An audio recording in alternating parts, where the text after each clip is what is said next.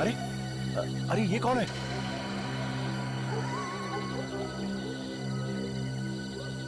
लगता है कोई भिखारी है। चलो चल के देखते हैं।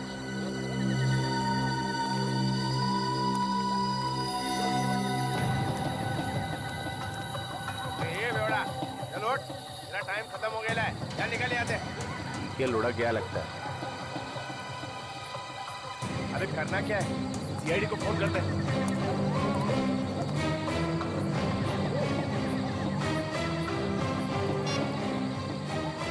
Hello hello CID.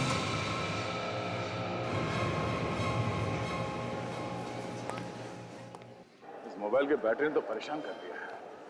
पता नहीं ये बैटरी कहाँ मिलेगा।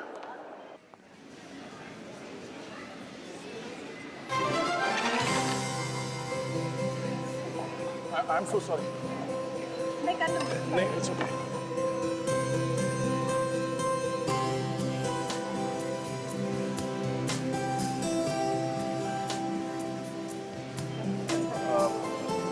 थैंक्स। आप ठीक तो है ना? हाँ मैं ठीक हूँ। कितना हैंडसम है यार। इतनी जल्दी भी क्या थी? इतनी देर बात तो कर लेती। शट अप प्रिया। तुम यहाँ शॉपिंग करने गई ये सब? चलो।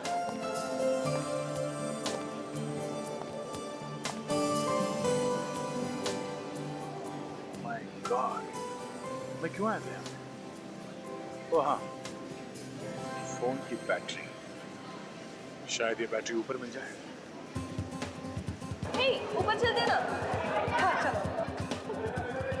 अरे कितना भी शॉपिंग कर लो कम ही होता है ना। एक काम करते हैं, हम उस दुकान में जाते हैं। मुझे बहुत सारी टॉप खरीदने हैं। ए वहाँ पे भी जाके देखते हैं ना।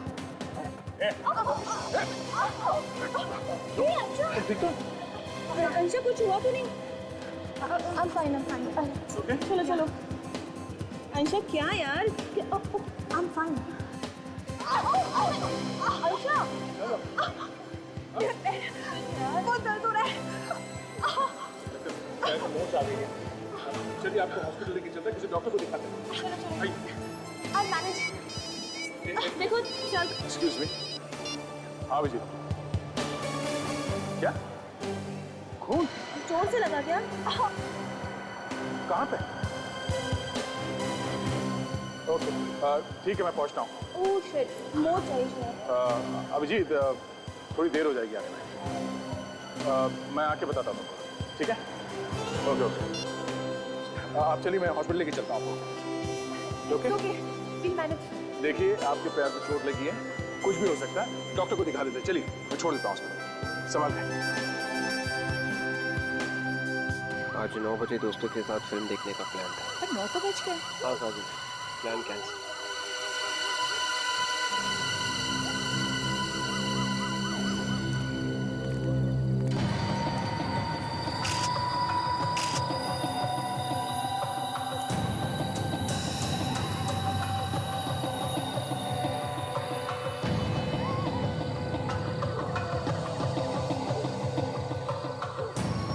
कितने बजे देखा था तुम लोगों ने? अभी अभी साहब, जैसे ही देखा आप लोगों को फोन कर दिया। कितने बजे की ड्यूटी है तुम लोग? साहब रात की ड्यूटी लगी थी, अभी भी पहुंचा था रात को 8:30 बजे साहब।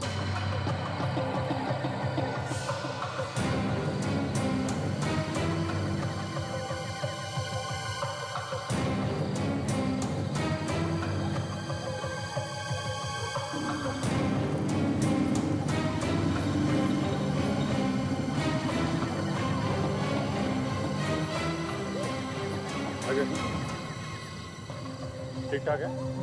हाँ यार, वो मॉल में एक छोटा सा एक्सीडेंट हो गया था। जिससे एक्सीडेंट हुआ उसे हॉस्पिटल में छोड़ के आया।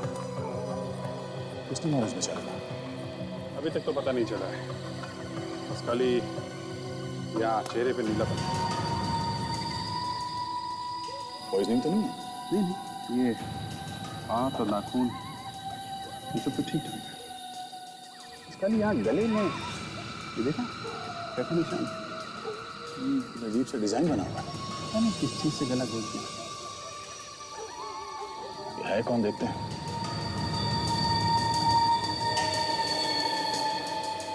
एक बात बता, तुम लोगों ने इस आदमी को यहाँ सोसाइटी के आसपास पहले कभी देखा? नहीं नहीं साहब।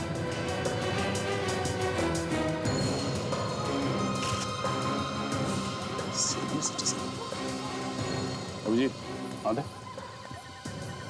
सीनियर सिटीजन कार्ड है, नाम है अंशुनाथ, उम्र 63 साल, गवर्नमेंट ऑफिसर, 2007 में रिटायर्ड, एड्रेस भी लिखा है। हेलो जी हाँ, बोल रहा हूँ।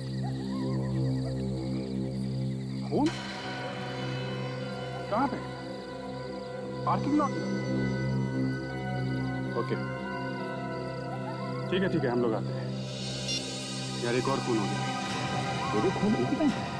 हाँ काम करो, तुम वहाँ पार्किंग लॉट में जाके देखो क्या चल रहा है। तब तक मैं देखता हूँ यहाँ आसपास कुछ सबूत मिलता है क्या। ठीक है चलो।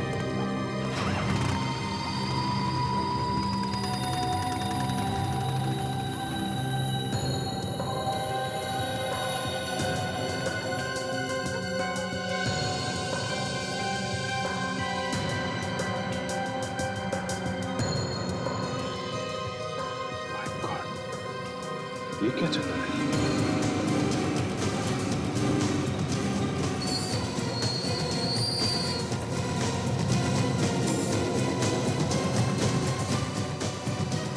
अब थोड़ा दूर खड़े रहिए प्लीज।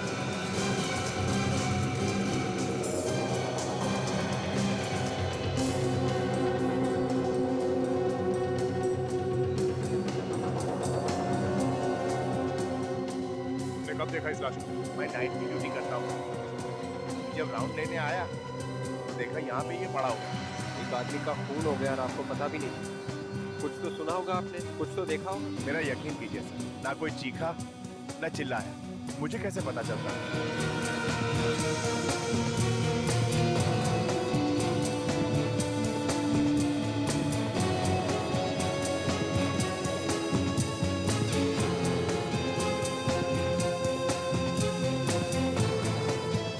टायर के निशान काफी गहरे हैं। ऐसे लगता है कोई यहाँ गाड़ी में चिपके बैठ के इस आदमी का इंतजार कर रहा था यहाँ आने। पार्किंग लॉट में कोई सीसीटीवी कैमरा भी? हाँ विवेक। हाँ सिर पे, हाँ वैसे जरूर खूनी ने इसे पीछे से मारा। मगर इसके पैर से काफी खून निकला है। जरा बॉडी पर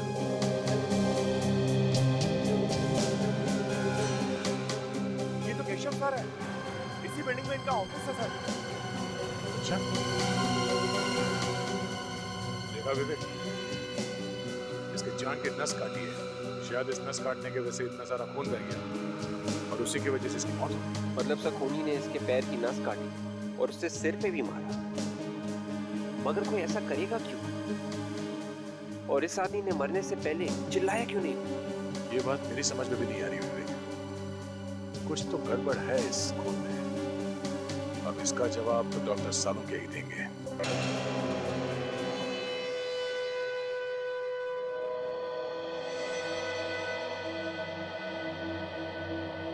सालुंखे तू टेंशन में क्यों है? ये दो खून हुए इसलिए? अरे मुझे क्या टेंशन है भाई, मैं अपनी लैब में खड़ा हूं। टेंशन होगी आप लोगों को, दो खून हुए, गालियां आप लोगों को ज्यादा पड़ेंगी। ओए सालुंखे, आज तक कभी ऐसे हुआ है कि हमने कोई केस सॉल्व नहीं की? हाँ 2-4 बार तो हुआ। ओए दिमाग खराब मत कर। कब हुआ है? कब हुआ है? तब हुआ है ना जब तुम अपने हाथ ऊपर कर देते हो, कहते हो कि भैया मुझसे अब कुछ नहीं होता है, तब हम पिट जाते हैं। अच्छा मतलब मैं विलन हूं? पहले से ही हो। पहले से ही। बहुत बढ़िया। मतलब अगर अपराधी न पकड़ा जाए तो न पकड़े जाने की माला मेरे गले में, और अगर अपराधी पकड़ा गया तो उसकी तालियां आप लोगों के हिस्से में। बिल्कुल। तो जाइए तालियां बजवाइए, जाइए। अरे अरे अरे सालुंखे मेरी बात सुन। मैं ये कह रहा था कि जब तुम हाथ ऊपर करके कहते हो ना कि मुझसे कुछ नहीं होगा, तब हम पिट जाते। ओह अच्छा, थैंक यू वेरी मच। आप लोगों ने कम से कम ये तो कबूल किया कि हम लोगों की वजह से आप लोगों की दुकान चल रही है। anyway, हम इन लाशों के बारे में बात करते हैं। हाँ चलो। ये दोनों लाशें दो अलग कहानियां सुना रही हैं बॉस। अच्छा क्या क्या बोल रही है लाशें? ये दोनों खून एक ही आदमी ने की है ना? एक ही आदमी ने नहीं किए। सर ये तो हमें पहले से मालूम है कि इस आदमी का गला घोट के मारा गया है। किसी ऐसी चीज से मारा गया जिसके ऊपर डिजाइन बना हुआ था, वो डिजाइन इसके गले पे आ गया। बिल्कुल दया, खूनी ने अपनी तरफ से बहुत ज्यादा होशियारी दिखाने की कोशिश की। उसे लगा कि कहीं उसकी उंगलियों के निशान इस आदमी की गर्दन पे ना आ जाएं, इसलिए उसने अपने हाथों का इस्तेमाल नहीं किया, किसी और चीज का। ये भी तो हो सकता है कि उसमें उतनी ताकत नहीं थी गला घोटने की, जिसकी वजह से उसने किसी और चीज से गला घोट लिया। हो सकता है, ये भी हो सकता है। लेकिन एक बात बिल्कुल पक्की है बॉस कि खूनी अनाड़ी हड़बड़ाया हुआ है। शायद उसने पहली बार खून, लेकिन फिर भी खूनी हमारे लिए कुछ छोड़ गया। ये इसकी गर्दन पर पड़े हुए निशान, इन निशानों से हम उस चीज तक पहुंच सकते हैं जिससे इसका गला दबा है। और एक बात और, ये खून शाम को 6 बजे से 8 बजे के बीच में किया गया और ये खून शाम को 8 बजे से रात के 10 बजे के बीच में। ये भी तो हो सकता है साहब कि उस खूनी ने इस आदमी का 6 और 8 बजे के बीच में खून कर दिया और फिर दूसरी जगह जाकर इस आदमी का 8 और 10 बजे के बीच में। नहीं बॉस, मुझे ऐसा बिल्कुल नहीं लगता। मुझे लगता है 2 अलग अलग खून हैं। ये वाला खून जिसने किया है वो खूनी एकदम अनाड़ी है और ये खून जिस खूनी ने किया है वो एकदम प्रोफेशनल है, पहुंचा हुआ। इस आदमी के सिर पर जो वार है, हाँ, इसीलिए मैं कह रहा हूँ कि वो एकदम प्रोफेशनल है। पहले उसने इस आदमी के सर पे वार किया ताकि ये बेहोश हो जाए और फिर बेहोशी की हालत में उसने इसकी जान की नस काट डाली जिससे मर जाए। अगर नस काटनी थी तो गर्दन की नस काट देता। दया, जैसे कि आप लोग जानते हैं, गले की नस कटने से इंसान को मरने में 1-2 मिनट लग जाते हैं, जबकि ये पैर की नस जो हमारे दिल से जुड़ी हुई है, इसको कटने से इंसान बस 30 सेकंड में मर सकता है। 2 खूनी, एक अनाड़ी और एक पहुंचा हुआ। कहीं ये दोनों खूनी एक दूसरे को जानते तो नहीं?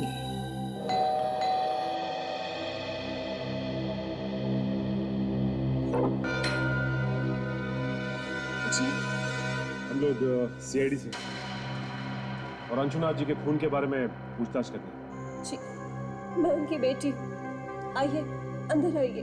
Thank you. घर में और कौन कौन रहता है? ये मेरे पति रजत है। हम लोग मम्मी पापा के साथ ही रहते हैं। ओह, आपकी मम्मी कहाँ है? वो मंदिर गई है पापा के लिए हवन करने। बस अभी आती होगी। ये आपकी मम्मी हवन करवाने अकेली गई? जी, एक्चुअली पापा इन्हें ज्यादा पसंद नहीं करते थे। मैंने उनके मर्जी के खिलाफ जाकर रजत जी से शादी की थी, इसीलिए मम्मी ने उनके आत्मा की शांति के लिए रजत को हर पूजा और हवन से दूर रहने के लिए कहा। तो इसीलिए अकेली गई है हवन करवाने के लिए? जी सर, मरने के बाद कोई किसी से नाराज कैसे रह सकता है?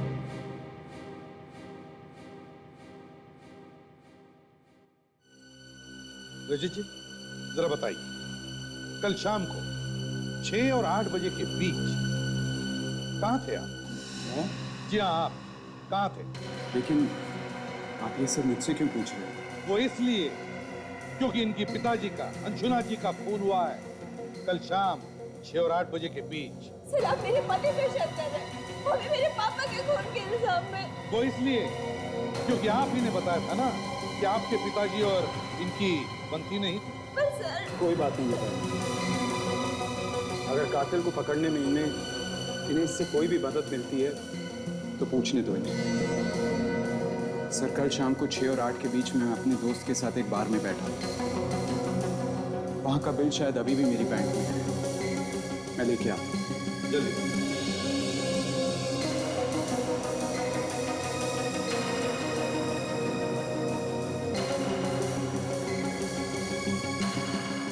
ये लीजिए सर।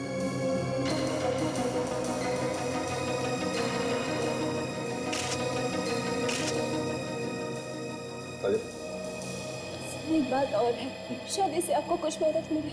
बताइए। पापा ने काफी लोगों को पैसे उधार दे रखे थे और उनमें से कोई भी उन्हें पैसे लौटा नहीं रहा था। पापा इस बात को लेकर काफी परेशान थे। पैसे उधार दिए थे? किसने? कौन थे वो लोग, जानती हैं आप? वो सब पापा के पुराने दोस्त थे। वो किसी आश्रम में हर फ्राइडे की रात को मिलते थे। अच्छा, कहाँ है ये आश्रम? जी वर्ली की किसी जगह पर है सर। विश्वनाथ जी के पुराने दोस्त जिनको उन्होंने पैसे उधार दिए और फिर हर शुक्रवार को एक आश्रम में मिलते हैं वर्ली में। इस आश्रम में जाकर देखना पड़ेगा।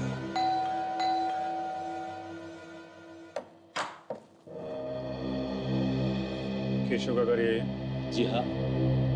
हम लोग सीआईडी से। सीआईडी? आइए आइए अंदर। साहब, ये लोग सीआईडी से हैं, आप लोगों से मिलना चाहते हैं। जी कहिए। माफ कीजिए आप लोगों को तकलीफ दे रहे हैं, लेकिन हमें केशव के बारे में आपसे कुछ बातचीत करनी है। जी बोलिए। मैं ही केशव का पिता हूँ। ये मेरी पत्नी, ये मेरा छोटा भाई, ये उनका बेटा और ये उनकी पत्नी। देखिए, हम जानते हैं कि आप लोगों पे क्या बीत रही होगी, पर ये जानना बहुत जरूरी है कि केशव की किसी के साथ कोई दुश्मनी थी? केशव की दुश्मनी हो ही नहीं सकती। सोने के जैसा दिल था उसका, किसी से कोई लड़ाई झगड़ा वगैरह कुछ नहीं था। दुश्मनी नहीं तो कोई ऐसा आदमी जिसके साथ उसकी बनती ना हो? मुझे तो ऐसा कोई आदमी याद ही नहीं आता जो केशव भैया को पसंद न करता हो। हाँ बेटे, तुम्हें कैसे याद आया? बिरजू, एक मिनट, आप रुकिए हो गए। ये जो अभी आपने कहा कि आपको कैसे याद आएगा, ये क्यों कहा आपने? क्यों नहीं याद आएगा? बस ऐसे ही बोल दिया था। नहीं, कोई तो कारण होगा। क्या बात क्या है? केशव जी का इनके साथ रोज किसी न किसी बात पे झगड़ा होता था। किस बात पे झगड़े होते थे केशव के साथ? ऐसी तो कोई बात नहीं थी सर मैं बताता हूँ। कपिल केशव के बिजनेस में काफी दखल अंदाजी करता था। ये बात केशव को बिल्कुल पसंद नहीं थी। इसी बात पर कभी कभी बहस हो जाती थी बस। कपिल जी, कल रात 8 से 10 बजे के बीच में आप कहाँ थे? आप मुझ पर शक कर रहे हैं? देखिए, आप इस तरह मेरे बेटे से बात नहीं कर सकते। मैंने सिर्फ एक सवाल पूछा, उसका जवाब दो। कल रात 8 से 10 बजे के बीच में तुम कहाँ थे? मैं कल शाम को अपने दोस्त देवांग के घर पे था। देवांग के यहाँ? लेकिन कल जब अपनी बात हुई थी तब तो तुमने कहा था कि तुम मयूर के यहाँ हो। वो मेरा मतलब है कि मैं देवांग के घर गया जरूर था, पर वो मिला नहीं तो मैं मयूर से मिलने चला गया। अच्छा, इस फैमिली बिजनेस के अलावा ये केशव किसी एड एजेंसी में भी काम करता था? जी हाँ, वो एक एड एजेंसी का मालिक भी था और पिछले काफी दिनों से वो काम को लेकर परेशान रहता था। उसका एक पार्टनर भी है, आलोक। आलोक? ठीक है, इस आलोक से भी मिल लेते। सर, इस आलोक को जरूर कुछ पता होगा। देखते हैं।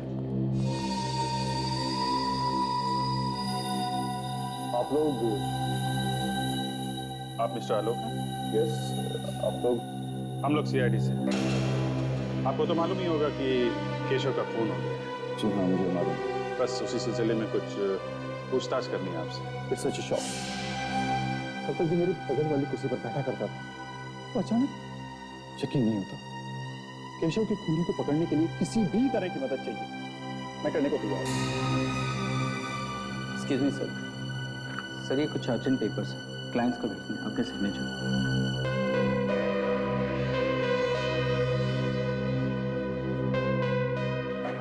Thank you.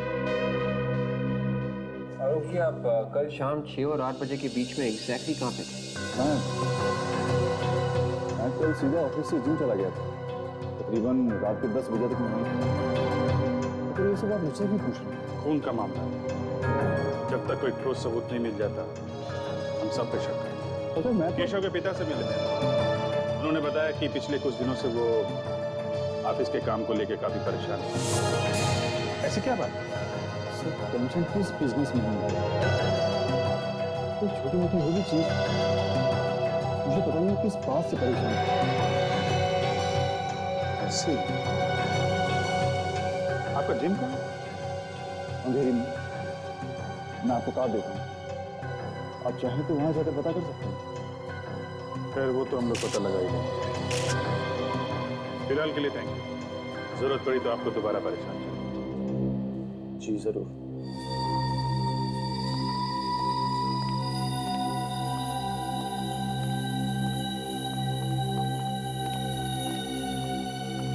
ये क्या चक्कर है? ताशा, देखो सुन।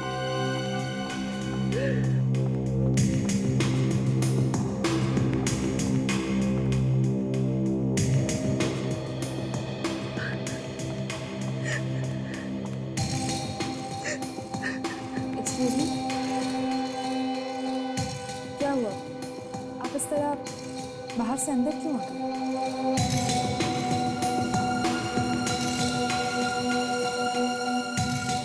आप काफी परेशान लग रही हैं। देखिए, ऐसी कोई बात हो जो आपको बतानी है केशव के बारे में? केशव और मैं एक दूसरे से बहुत प्यार करते थे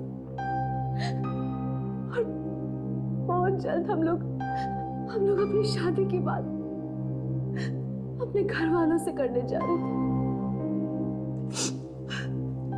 I'm really sorry, लेकिन ऑफिस में कोई ऐसा हो जिस पर आपको शक हो, ऐसा कोई जिससे केशव का लड़ाई झगड़ा हुआ हो? केशव सिर्फ एक इंसान से हमेशा परेशान रहते थे और वो है ये आलोक। आलोक और उनकी सोच कभी नहीं मिलती। हर रोज किसी न किसी बात पर ये दोनों बहस करते रहते थे।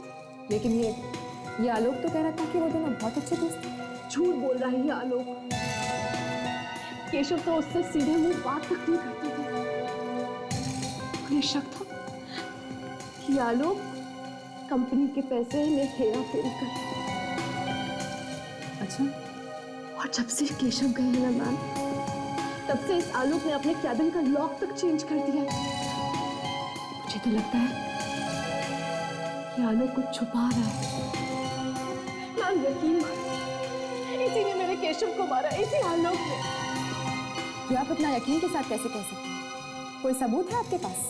सबूत तो ढूंढने की कोशिश कर रही हूँ, लेकिन मैं उसके कैबिन में अंदर जा नहीं पा रही। या तो ये खुद अंदर होता है या फिर कैबिन को लॉक करके चला जाता है।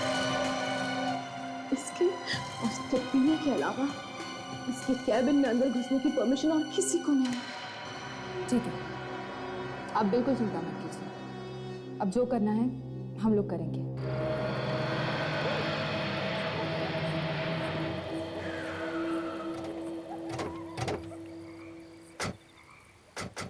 तो यही वो आश्रम है जहाँ अंशुनाथ जी अपने दोस्तों से मिलने हर शुक्रवार की शाम को आया करते थे।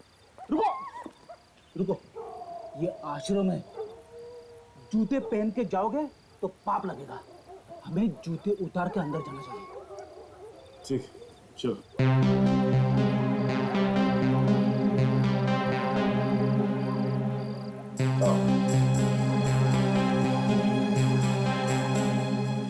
चलो आओ अब एक चाल चल।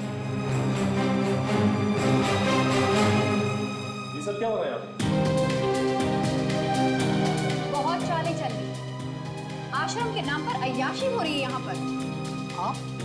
हम लोग सीआईडी से हैं। अंशुनाथ के खून के बारे में पूछताछ करने आए हैं। सीआईडी? हाँ सीआईडी। क्लब जैसे माहौल को आश्रम कहते हैं आप लोग? सर जी, हमारे जैसे उम्र के लोग जाएं तो और कहाँ जाएं? हम सब रिटायर्ड लोग हैं। अब अगर घर पर बोलेंगे ताश खेलने जा रहे हैं तो बहू बेटे क्या समझेंगे? हाँ? देखिए, इसीलिए आश्रम का बहाना देकर हम हफ्ते में एक बार यहाँ आते हैं, हंसते हैं, खाते हैं, जीते हैं और कभी कभी पी लेते हैं। वो सब तो ठीक है, लेकिन आपके बीच से आपके एक दोस्त अंशुनाथ जी गुजरे। आप लोगों ने हफ्ते भर के लिए भी ये हंसना खेल लिया। बंद नहीं की? भाई उम्र ही ऐसी है, हमने तो सब कुछ देख लिया, अब तो बस जाने के इंतजार में जी रहे। बात तो ठीक कही आपने, पर कम से कम अंशुनाथ जी के खूनी को पकड़ने में आप हमारी मदद तो करेंगे ना? जरूर करेंगे, लेकिन ये अंजुनाथ के मर्डर करने वाले को क्या फायदा हुआ होगा, समझ में नहीं आता। उसके घर वालों के बारे में हम ज्यादा कुछ तो नहीं जानते, पर एक बार उसका दामाद रजत उसका पीछा करते करते यहाँ आया हुआ था। उन दोनों में काफी बहस भी हुई थी। हमें तो पता चला है कि अंशुनाथ जी से आप लोगों ने कुछ उधार पैसे लिए थे जो अभी तक लौटाए नहीं है। अरे किस उधार की बात कर रही है आप? हाँ? अरे हमने तो अपने सारे बच्चों की शादियां करवा दी हैं और हम सब खुशी खुशी रिटायर हो चुके हैं, हमें कोई भी पैसों की जरूरत नहीं है।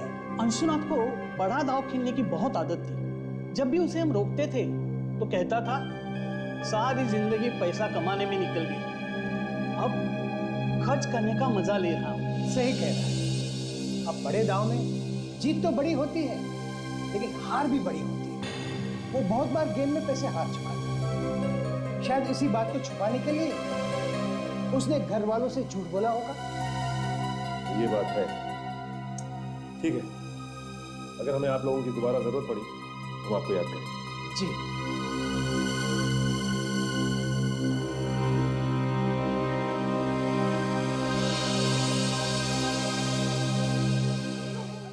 इस रजत को आश्रम की बात पता थी, इसने हमें घर पे क्यों नहीं बताया?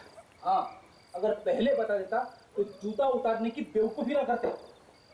सब हो ना हो, ये रजत हमसे जरूर कुछ ना कुछ छुपा रहा है। रजत, ये रजत काफी टेढ़ा आदमी लगता है। संगीत बार में से पता चला है कि उस शाम को 6 बजे से लेकर 8 बजे के बीच ये रजत वहीं पर बैठ कर ड्रिंक कर रहा था। वहां पर एक बारटेंडर है सर, जिसका नाम है समीर। उसने कहा कि वही उसे ड्रिंक सर्व कर रहा था। ओह, 6 और 8 बजे के बीच रजत बार में ही था। अच्छा सर, हम लोग आलोक के जिम से आ रहे हैं। वहाँ पता चला कि जिस रात फोन हुआ था आलोक 8 से 10 बजे के बीच जिम में ही था, उसके इंस्ट्रक्टर ने बताया है। काजल ने अभी बताया कि रजत उस रात 6 और 8 बजे के बीच संगीन बार में था। और अब तुम कह रहे हो कि आलोक उस रात 8 और 10 बजे के बीच जिम में था। बड़े अच्छे तरीके से बचाव किया इन दोनों ने अपने आप का। हाँ सर, एक बोल रहा है कि वो जिम में था 8 से 10 बजे के बीच में, और दूसरा बोल रहा है कि वो बार में बैठा था 6 से 8 के बीच में।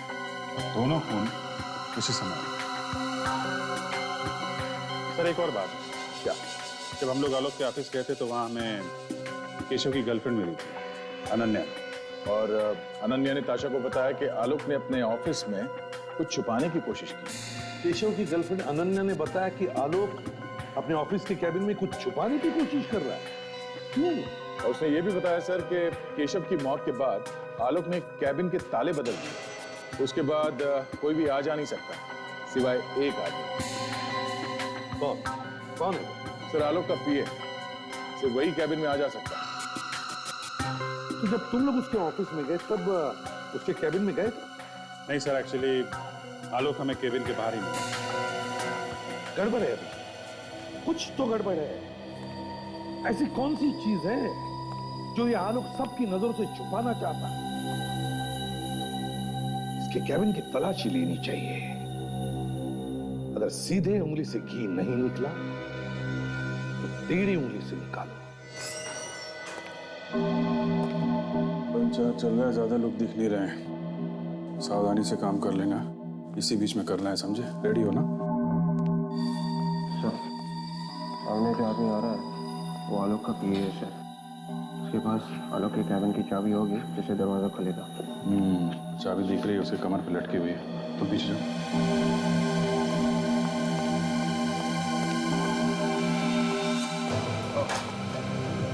संभाल के लगी तो नहीं आपको? अरे आप तो वो आलोक जी के पीए है ना? जी हाँ सर, आपने पहचान लिया मुझे? क्यों नहीं। कल आलोक जी से बात हो रही थी तो आप आए थे वो कुछ असाइनमेंट कराने के लिए। जी हाँ जी हाँ। अच्छा सर, ये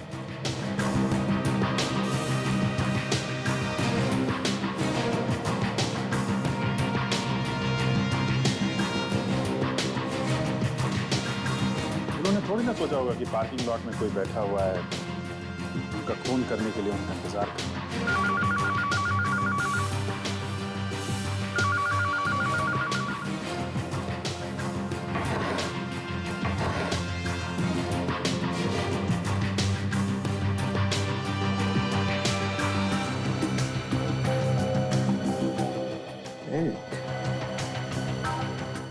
एक मिनट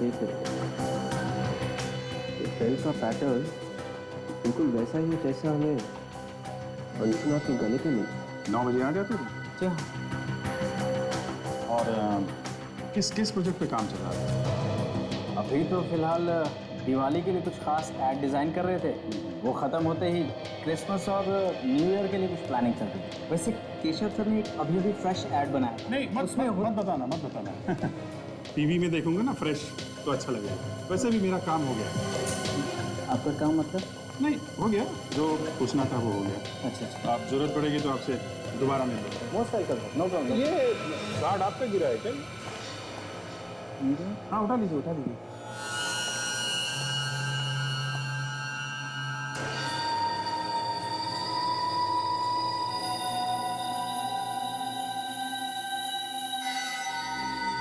ये है वो बेल्ट जो आलोक सबकी नजरों से अपने कैबिन में छुपा के रख रहा था।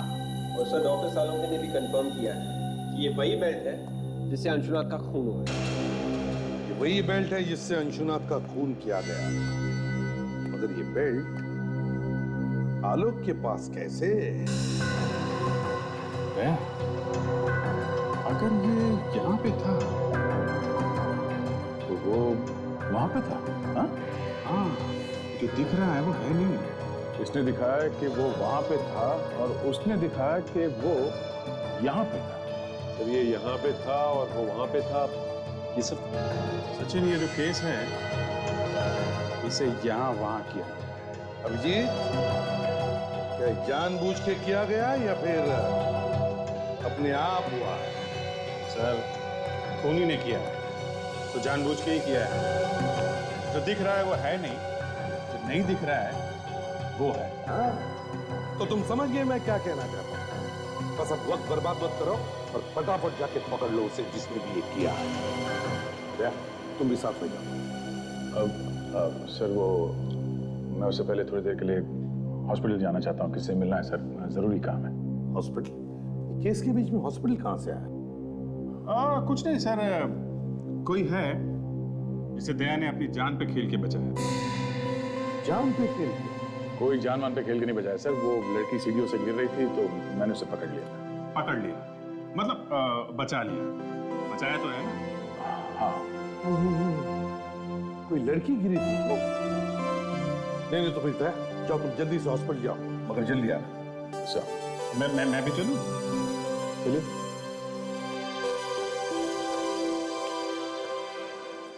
अच्छा तो यहाँ पे है तुम्हारी अंशा। सिर्फ अंशा अभिजीत, कोई मेरी अंशा नहीं। और प्लीज अंदर कुछ इधर उधर की बातें मत कर देना। मैं तुम्हें कल लेने जरूर आऊंगा। ठीक है, बाय। नहीं मैं क्या बोलूंगा, तुम लोग बातें करना, मैं तो देखता रहूंगा। अंदर चलो तो सही।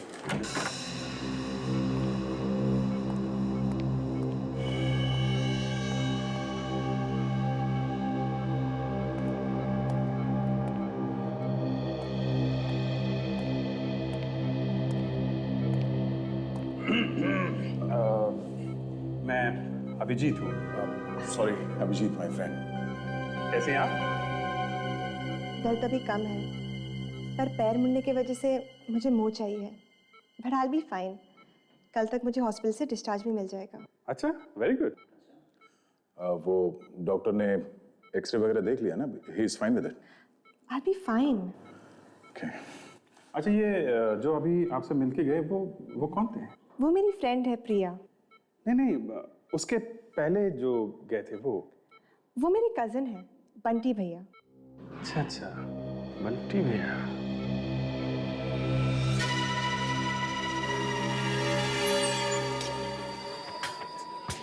वो रहा समीर वही बार्टेंडर है जिससे हम उसे मिले थे। इस रात जब रजत यहाँ आया था और अंशुनाथ का खून हुआ था, समीर ही यहाँ। अरे मैडम आप? समीर हमें तुमसे कुछ पूछना है। मैडम रजत के बारे में जो कुछ भी मुझे मालूम था वो सब कुछ मैंने आपको बता दिया। नहीं रजत नहीं, ये फोटो देखिए, आपने इस आदमी को पहले कभी देखा है? ये तो हमारे रेगुलर कस्टमर है और कुछ ही दिनों से यहाँ पर आने लगे।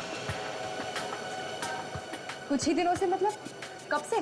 करीब 1 महीने पहले हमारे इसी बार के आगे उनकी कार खराब हो गई थी। सब मैकेनिक आने तक यहीं पर आके बैठे थे, तब से हर रोज आना जाना है उनका। ओके, अच्छा याद करके बताइए, वो आदमी रजत को जानता था? कभी बात करते हुए देखा आपने दोनों को? सर बात करते हुए क्या, दोनों अच्छे दोस्त लगते थे और 3-3, 4-4 घंटों तक यहीं पर बातें करते रहते थे। Sameer, thank you very much. ACP sir को फोन करके बताइए।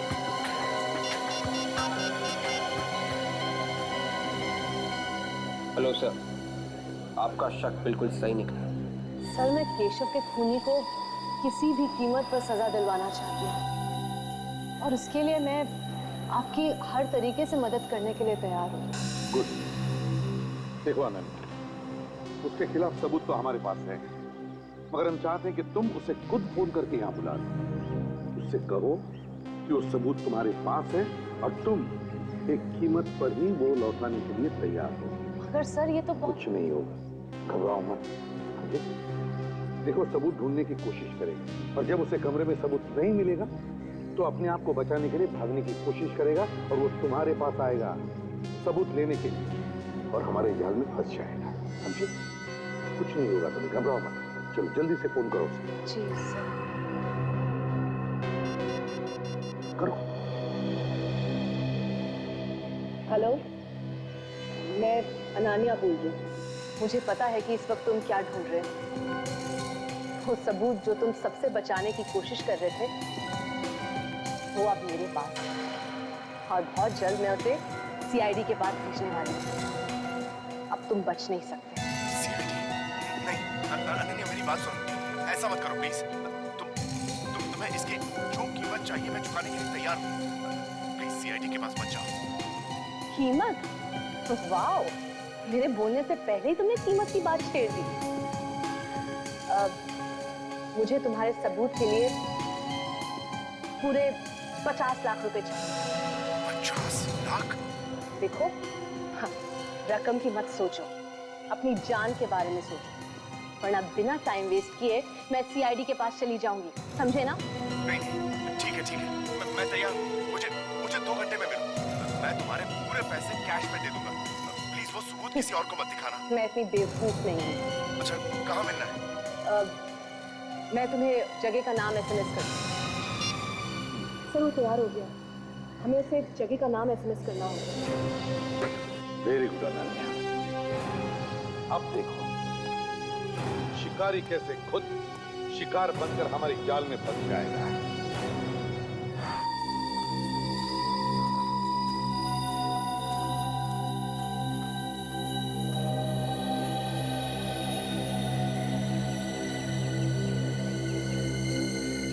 मेरे पैसे लाए हो? तेरे समझ लो।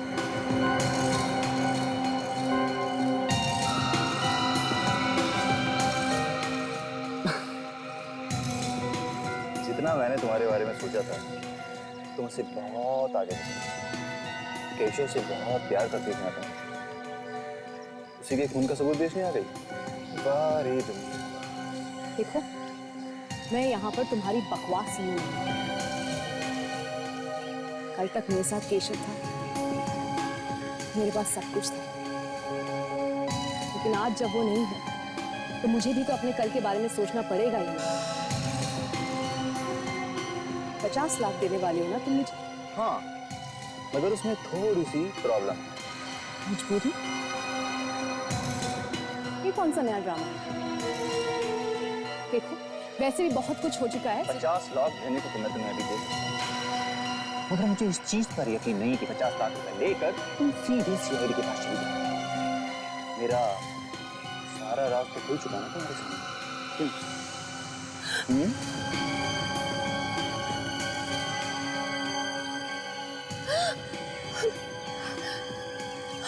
हमें बर्बाद करने निकली थी? हाँ? धमकी देती है हमें? Very wrong. तुम लोगों ने केशव को तो खत्म कर ही दिया, अब मुझे मारना चाहते हो? ठीक है, मारो मुझे, मारो गोली। शूटर। गन फेंक दो। तुम दोनों का खेल खत्म हो चुका है, सरेंडर कर दो। अब नीचे, अब नीचे।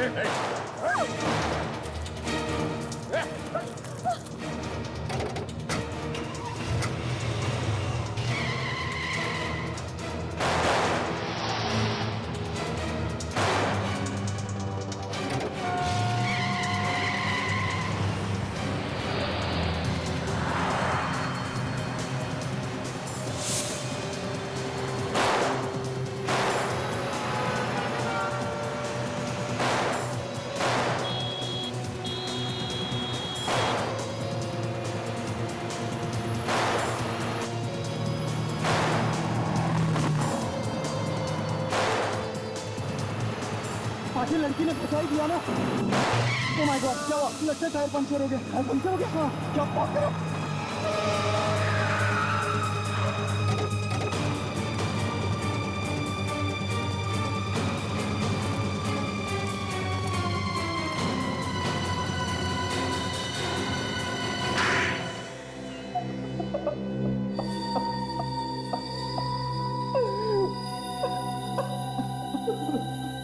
केशव और अंशुनाथ, जिन दो लोगों का खून तुम लोगों ने किया, उनकी लाशें डॉक्टर साळुंखे को कुछ कहानी सुना रही थी। वो कहानी अब हम तुम्हारे मुंह से सुनना चाहते हैं। पर हमने तो कुछ किया ही नहीं है, बिना जेल में फंसाया जा रहा है। दो फोन करके चुपचाप बैठा है कुंडली मार के, सोचता किसी को कुछ पता नहीं चलेगा है? तुम्हारे पास सिर्फ एक ही लाइफलाइन बची है।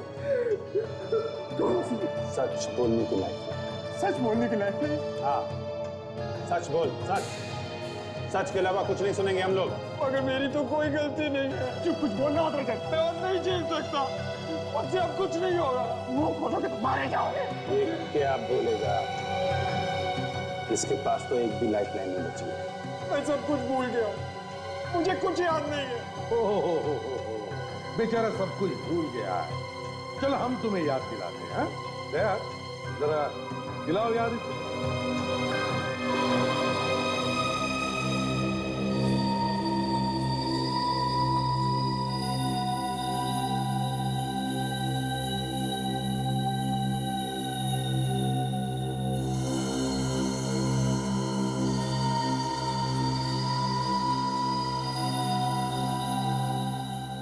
शहर में दो लोगों का खून होता है, दोनों एक दूसरे को नहीं जानते। कोई नई बात नहीं है, ऐसा अक्सर होता है। दोनों का आपस में कोई संबंध नहीं। एक बूढ़ा आदमी रिटायर, दूसरा एक एड एजेंसी का मालिक। दोनों खून दो अलग अलग जगह पे अलग अलग टाइम पे होते हैं।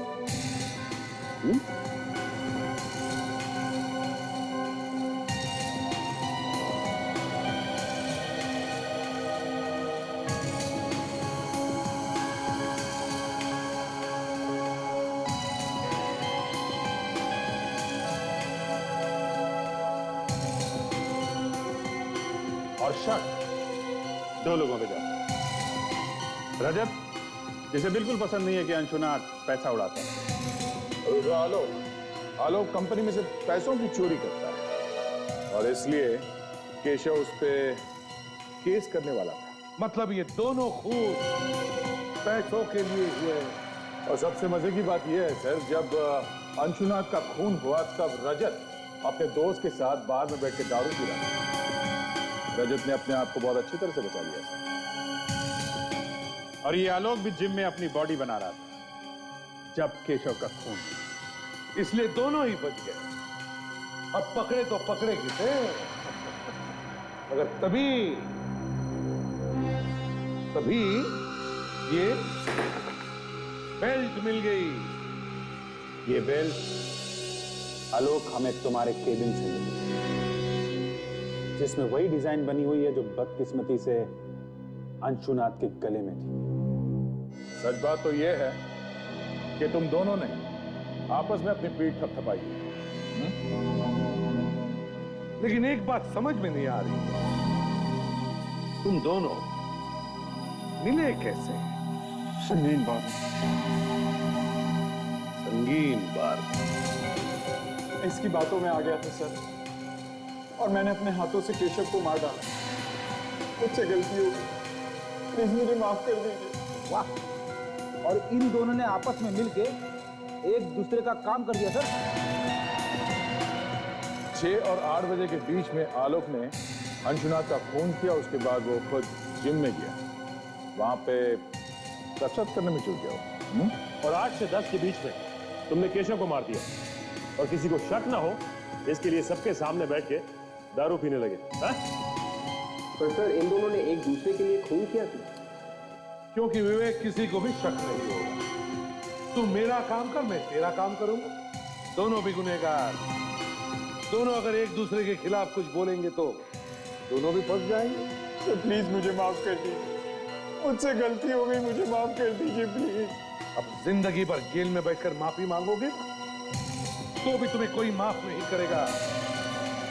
मगर सर एक बात समझ में नहीं आई, आलोक ने सबसे छुपाकर उस बेल्ट को अपने ऑफिस में क्यों रखा था? रजत पे मुझे भरोसा नहीं, इसीलिए इस सबूत को मैंने अपने पास रखा था। पता नहीं ये सबूत आप लोगों के हाथ कैसे लग गया। ये बेल्ट हमारे हाथ कैसे लगा, ये सोचते बैठना जेल में तब तक जब तक फांसी का ऑर्डर नहीं आता।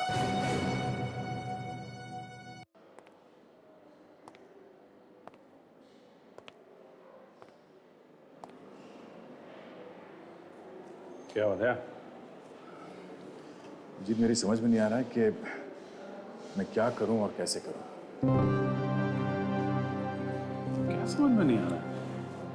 किसकी बात कर रहे हो? उसी की बात कर रहा हूं यार, और किसकी बात करूंगा?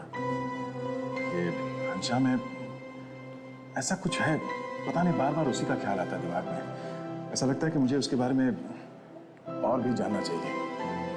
2-3 बार मिलने में ही ऐसा लगने लगा है? हाँ यार, मेरी समझ में भी नहीं आ रहा कि इतनी जल्दी ऐसे कैसे हो गया। जब देखो दिमाग में उसी का ख्याल आता है। कोई एक अजीब सा कनेक्शन है उसके साथ में। मुझे लगता है कि सिर्फ तुम्हें लगता है या उसे भी ऐसा महसूस हो रहा है? पता नहीं यार। अब जी तुम्हें तो मालूम ही है कि मेरे साथ क्या क्या हो चुका है। अब तो डर सा लगने लगा है कि कोई गलती ना हो जाए मुझसे। तुम्हें लगता है कि तुम फिर से चक्करों में ना फंस जाओ? पता नहीं। धीरे, एकदम से दर्द हो रहा है ना? हाँ। हाय। हाय। क्या कहा डॉक्टर ने? 1 हफ्ते में एकदम ठीक हो जाऊंगी, बिल्कुल पहले जैसे। बस तब तक चलना फिरना थोड़ा कम करना पड़ेगा। ये तो अच्छी बात है, तुम्हें रेस्ट की जरूरत है। You should take rest and take care also. I will drop you. संभालिए प्लीज।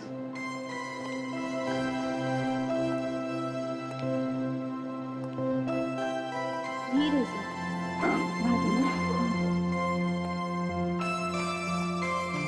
बहुत ज्यादा दर्द हो रहा है? नहीं, हल्का हल्का।